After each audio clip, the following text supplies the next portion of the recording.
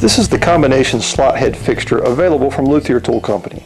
It's the only tool you'll need to drill the tuner holes and slot the headstocks for both classical and steel string guitars.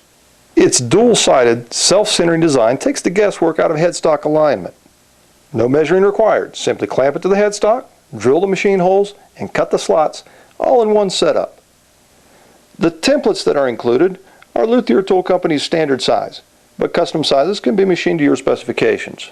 2 sets of drill bushings are included, 1/4 inch for steel strings and 13/32 for classicals. Depending on whether or not you're using the fixture for a classical or steel string guitar headstock, you'll need to swap out the bushings. To swap out the bushing, all you need to do is loosen the set screw, slide out the bushing, and insert the proper size bushing. When retightening, do not over tighten, it's almost just finger tight. To swap out the templates, remove the set screws,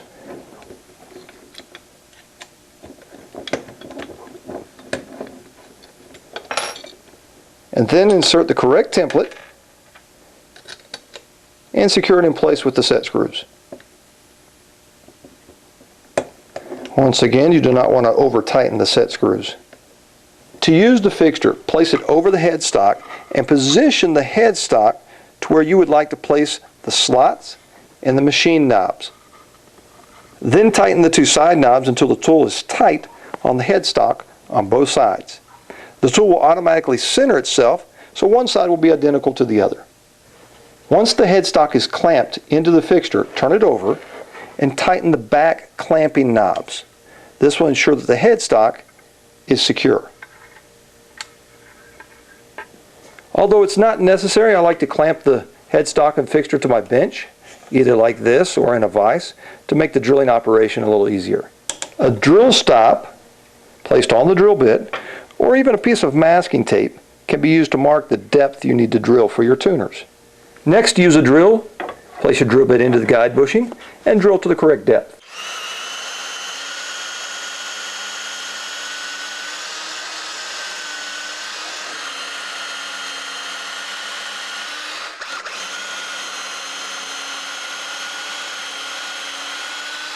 Now that this side is drilled, release your clamps, spin your headstock and fixture around, and drill the 3 holes on the other side in the same fashion.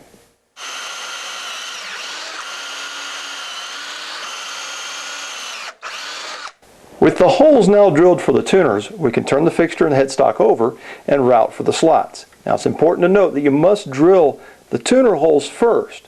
If you do the slots first, then you could get tear out or blowout as the drill bit comes through. Also, it's important to note that the headstock profile must be cut out in order for the fixture to go on and be self-centering. For this next step, you're going to need either a plunge router or a laminate trimmer, and it really doesn't matter which, although having the plunge option certainly is a nice feature. The templates are designed for a 3/8 inch outside diameter guide with a 1/4 inch spiral downcut bit. That's a 1/16 inch offset.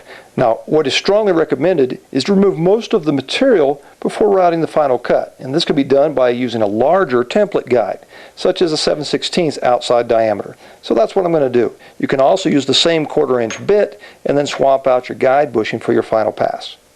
So I've set up my plunge router with the 1/4 inch spiral downcut bit. Also, the guide bushing is a 7/16 outside diameter. I've centered the bushing to the bit. During the operation, make sure that the guide bushing does not come out of the template. You don't want the router bit to touch the template sides, obviously. The technical term for that is bad. You're also going to need to find a way to clamp the headstock and the fixture to your bench. And sometimes you can use a little creativity to make that happen. When removing the material from the rough cut, I'm going to make it in small depth increments. I don't want to cut it all in one pass. So a 1/16 to 1/8 or so each pass is probably sufficient. Also, it may become necessary to stop periodically and use an air supply or a vacuum to clean out any debris because there's no place for the debris to go. So you've got to get that out of there. Also, when making the cut with the router, I'm going to be using ear protection, eye protection, and a dust mask. When the router is powered up, I'm going to make a small depth adjustment for my initial pass and then go ahead and remove material, keep the router running, make a small depth adjustment, and keep going. If I need to, I'll stop, I'll remove any debris. You can start on one side and then do the other, doesn't matter which side you start on.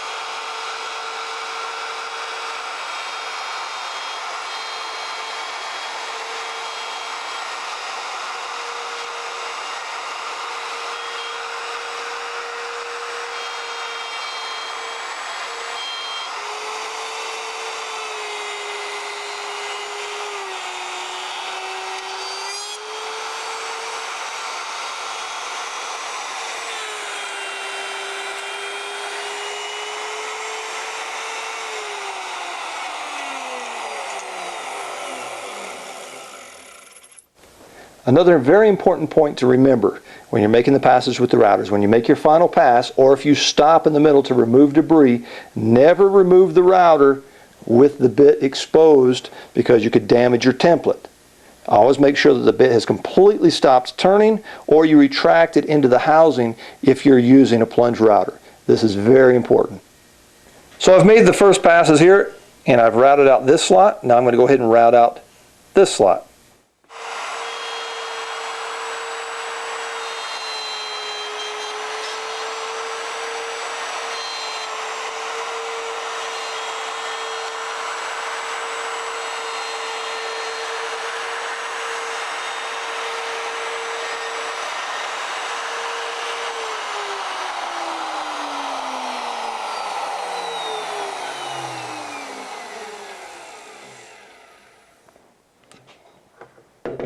So both slots have now been routed using the oversized guide bushing. In other words, I'm about a 32nd from my final measurement. I'm now going to swap out my guide bushing to the 3/8 inch outside diameter and come in and make a final pass. Always make sure that you unplug your power supply to your router before changing the bit or the guide bushing. When you install the new guide bushing, make sure that it's tight. You don't want it coming loose during the operation. Also make sure that the bit is centered to the bushing.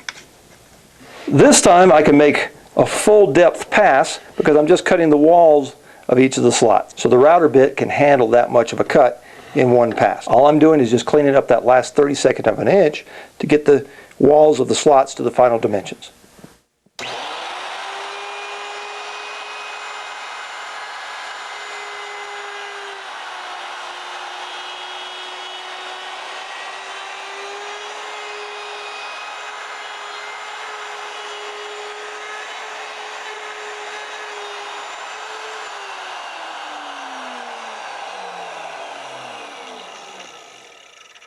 Make sure the router bit has completely stopped before removing the router, placing it into the other slot, and then turning it back on.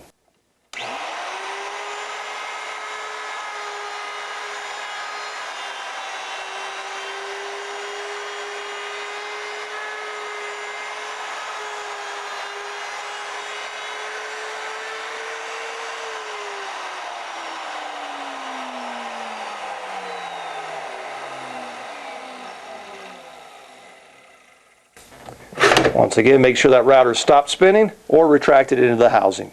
With the final pass made, I'm now going to unclamp the fixture and the neck stock from my bench. I'm going to turn it over and release these clamps that secured it, and then release the knobs. I have a perfectly symmetrical, slotted and drilled headstock.